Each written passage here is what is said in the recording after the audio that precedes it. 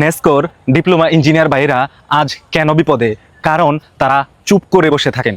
তারা অধিকার ও সম্মানের জন্য মাথা উঁচু করে লড়াই করেছেন। যারা সরকারি স্থাপনা রক্ষা করেছে এবং জনগণের ভোগান্তি ঠেকিয়েছে, সেই নেসকোর ভাইয়েরা কেন আজ জেলে যাওয়ার অপেক্ষায়?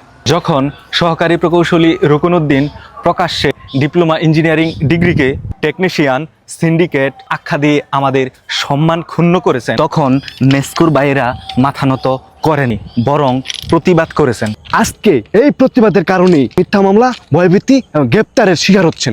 তবু তারা থেমে যাননি, কারণ তাদের লড়াই ব্যক্তিগত না, এটা প্রায় 20 লক্ষাধিক ডিপ্লোমা ইঞ্জিনিয়ারদের অধিকার এবং অস্তিত্বের লড়াই।